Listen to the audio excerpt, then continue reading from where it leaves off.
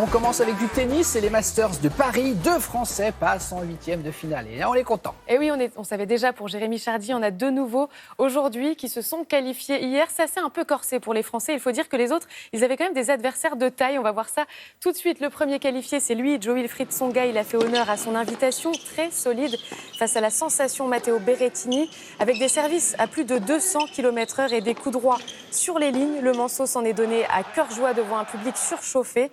Il a dominé l'Italien en 2-7, 6-4, 6-3 et file donc en 8e de finale où il rencontrera cet après-midi Jan Lennart Struff, le tombeur du tenant du titre, Karen Khachanov.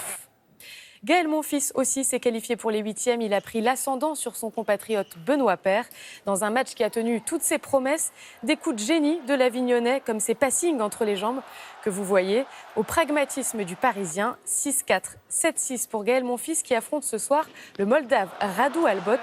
Les 2 Français, eux, vont se retrouver dans quelques semaines à la Coupe Davis à Madrid. La marche était très haute, trop haute pour Adrian Manarino face à Rafael Nadal. Le Français s'est montré accrocheur, mais la puissance des coups du Mallorquin a eu raison de ses ambitions dans ce Masters. Il est battu en 2-7, 5-7, 4-6. Et pareil pour le jeune Corentin Moutet qu'on va voir à l'image. Il aurait presque pu gagner le premier set face à Novak Djokovic. Mais sa fougue n'a pas suffi face à l'expérience du numéro 1 mondial. Il s'incline en 2-7, 6-7, 4-6. Il y avait hier du foot avec la Coupe de la Ligue. Oui, ça devient compliqué pour les Marseillais. Ils s'étaient déjà inclinés dans le Classico 4-0 face donc aux Parisiens. Et bien cette fois, les hommes de Villas-Boas sont encore plus dans le dur, si on peut dire. C'était face à Monaco hier au stade Louis II. En Coupe de la Ligue, ils ont été malmenés par Monaco. Ouverture du score par Jean-Kévin Augustin. Une première pour l'attaquant de Leipzig avec son nouveau maillot. Augustin encore pour cette parade qui trompe Mandanda et revient sur Ruben Aguilar qui marque. Puis pour Marseille, Dimitri Payet passe à l'attaque pour tenter de réduire le score. Ce sera fait grâce au monégasque Benjamin Lecomte contre son camp. 2-1 pour Monaco qui sort l'OM de la Coupe de la Ligue.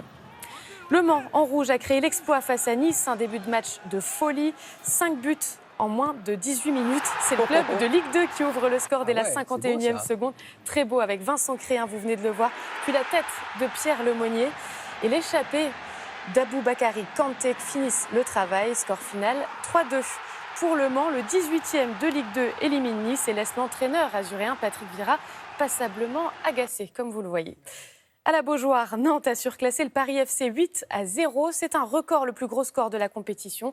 Moses Simon, l'attaquant nigérian, s'est offert un triplé. Hiérarchie respectée entre le 2e de Ligue 2 et le 2e de Ligue 1, Nantes, et le dernier de Ligue 2, le Paris FC. Donc évidemment, ça s'est passé comme ça devait se passer, 8-0. Et puis également qualifié donc 5 autres clubs, Reims, Montpellier, Brest, Toulouse et Amiens pour les 8e de finale. Un panorama très complet, c'est bien. Et puis du basket aussi hier, Flore. Oui, il y avait de l'Eurocoupe. On va voir ça tout de suite avec Limoges Anvers qui s'est incliné. Ça a été difficile. Les temps sont durs pour Limoges après un très bon premier quart-temps face aux Partizan Belgrade. Le CSP a commis de nombreuses fautes et s'est lourdement incliné. Les Serbes l'emportent 82-60. Et puis des nouvelles de la Transat Jacques Vabre partie dimanche du Havre. Et oui, les skippers entrent dans le dur, ils entrent dans le froid de l'océan Atlantique. Ils sont à l'ouest de l'Espagne. Et là, ce qu'on voit, on est embarqué avec Émeric Chapelier et Pierre Le Boucher. Ils sont 2e des classes 40. Magnifiques images. Merci beaucoup, Flore. À demain.